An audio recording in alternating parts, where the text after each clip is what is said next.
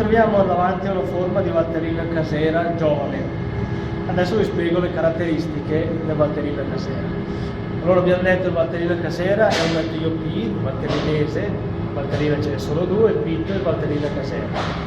Formaggio semigrasso, a pasta semicotta, reca su tutto lo scalzo della sua forma la scritta Valtellina casera.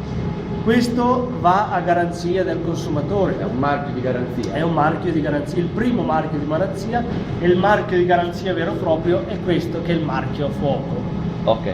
Quindi se noi trovassimo una forma sul mercato che non ha il marchio a fuoco posto dal consorzio di tutela, non è il Valtellina casera, sebbene possa avere su tutto il suo scalzo la scritta Valtellina casera. Quindi esiste.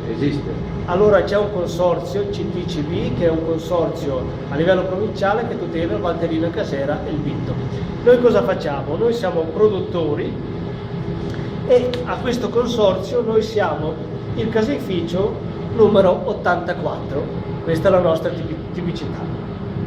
Noi dobbiamo produrre del formaggio e compilare un registro di produzione che fa capo a questo consorzio.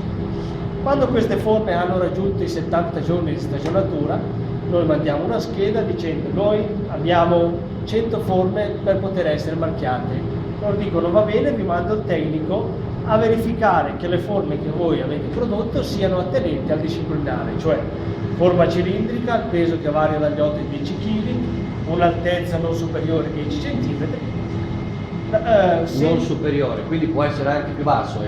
Va di solito dai 7 ai 10 cm, non più alto. Viene il tecnico del consorzio, verifica che queste forme siano attinenti al disciplinare e pone il marchio a fuoco.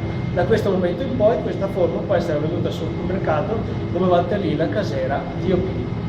Adesso questa ha proprio 70 giorni, ce l'ho in mano, quindi Valtellina casera giovane è un formaggio che viene utilizzato per la cucina, per la fusione, cioè nei pizzoccheri, nella polenta taraglia, nella bistecca con la fettina di formaggio sopra, è un formaggio che si scioglie.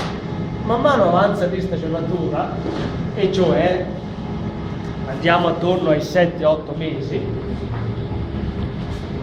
faccio via da questa parte con la freccella.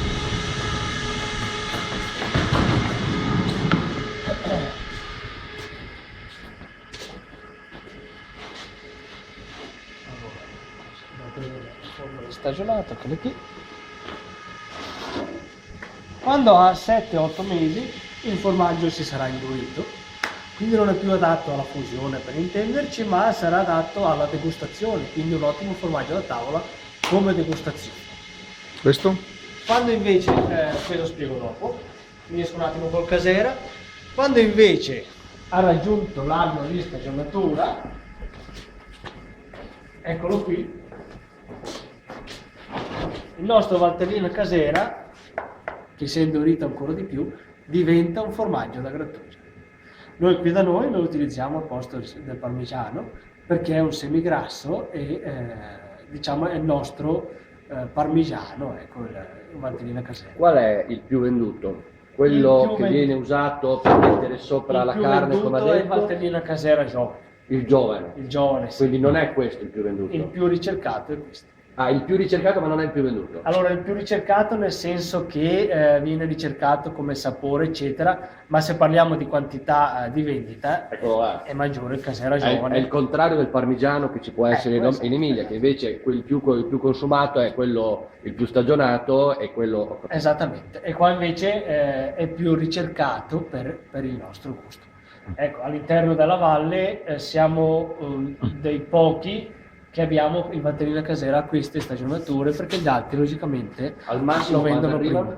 Ah, non c'è un limite. Non c'è un limite. C'è un limite minimo di 70 giorni, punto. Quello è il limite. Quello è il limite minimo, dopo perché si mette il marchio a fuoco. Da lì in avanti può stare qua anche 10 anni. Logicamente dopo 10 anni avrà perso la sua caratteristica, eccetera, eccetera. Il suo punto esatto sarebbe allora un anno e mezzo. Un anno e mezzo. Un anno il 36. Un anno e mezzo, 2, anche un paio di anni abbiamo. Cioè il 24 volevo dire. Un 24, sì, 24 mesi. Per essere chiamato stravecchio deve almeno avere 300 giorni, quindi neanche l'anno se vogliamo. Però ecco, intorno ai 2 anni è la parte migliore. E si spezza? Sì, dopo vi lo faccio vedere fuori al banco, si sbriciola proprio come se fosse il parmigiano. Ecco, un grana quindi. Un grana, ecco, il nostro stravecchio è simile al grana. Qui abbiamo il bitto. Ecco, noi lo compriamo dagli alpeggiatori alla fine della stagione e lo mettiamo qui a stagionare. Questo qua è quello di quest'estate, che è anche questo stessa storia del Casera. Il bitto che differenzia dal Allora, Casera? il bitto differenzia dal Casera in tante cose. Innanzitutto può essere prodotto dai 1500 metri di quota in su. Quando le vacche mangiano erba fresca, e il latte per la trasformazione del bitto deve essere quello della mungitura, cioè bisogna mungere e trasformare il latte ancora caldo. Non può rimanere lì una notte, non va fatto l'affioramento assolutamente perché è un formaggio a latte intero, quindi si munge e si lavora il latte ancora caldo. Ne esce questo formaggio ottimo perché ha un gusto, diciamo che varia anche da alpeggio a alpeggio in base all'erba che si trova. Un alpeggio di altitudine minore avrà un certo sapore, un alpeggio a 2000 metri sarà un sapore più ricco, più forte, eccetera.